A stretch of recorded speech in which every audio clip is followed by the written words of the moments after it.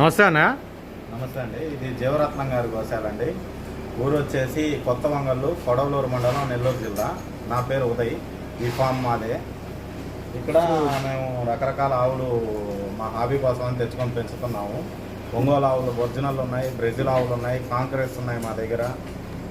ఇవి వచ్చేసి నెక్స్ట్ గిరావులు ఉన్నాయి. మేమంతా న్యాచురల్ మీద ఇవి క్రాసింగ్ చేయించి ఈల్డింగ్ తీస్తా ఉన్నాం ఆవుల నుంచి.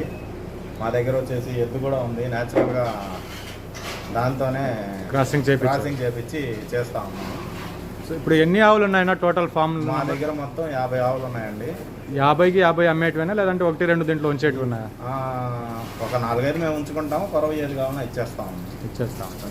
సో ఇక్కడ 2 క్వశ్చన్స్. మీరు ఆవులు ఇప్పుడు అమ్మాలా అనుకుంటున్నారు, సో ఎందుకు స్టార్ట్ చేశారు, ఇప్పుడు ఎందుకు అమ్మాలనుకుంటున్నారు? అమ్మేది ఏం లేదండి, ఇక్కడ మాకు ఈల్డింగ్ వస్తూ ఉంది కాబట్టి ఆవులు పెరిగిపోతున్నాయి కాబట్టి అమ్ముతున్నాం అంతేను.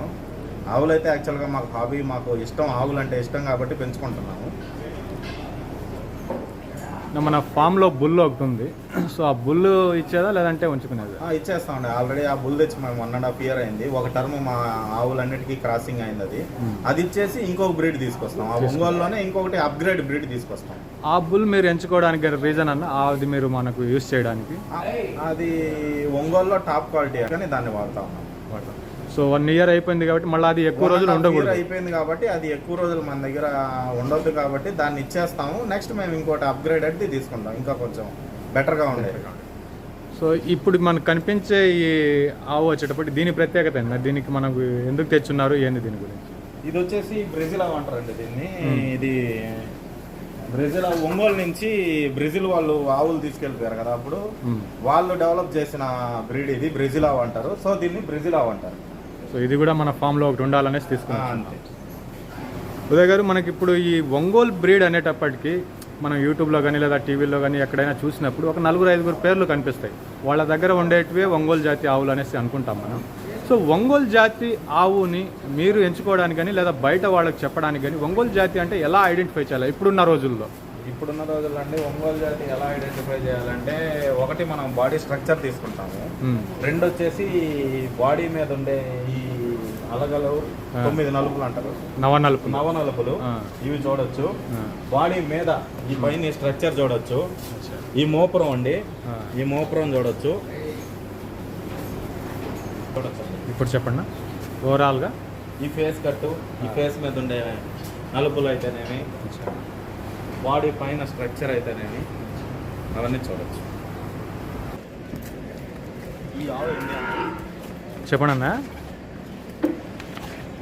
ఇది వచ్చేసి దూడండి, 18 నెలలు. ఇది దీని హైట్ వచ్చి 59 ఉంది. ఇప్పుడు 18 నెలల వయసుతోటి, 18 నెలలతోటి వయసుతోటి ఉంది. 59 దీని హైట్ ఉంది. ఇది బయటికి వెళ్ళిపోయినట్టేనా ఇంకా లెక్క? ఇది బయటికి వెళ్ళిపోయినట్టే. అంటే ఇప్పుడే ఈ క్షణమే ఇది అమ్ముడిపోయింది. ఇది ఈ క్షణమే మనకు కావాల్సిన వాళ్ళకి ఇచ్చేసాం దీన్ని.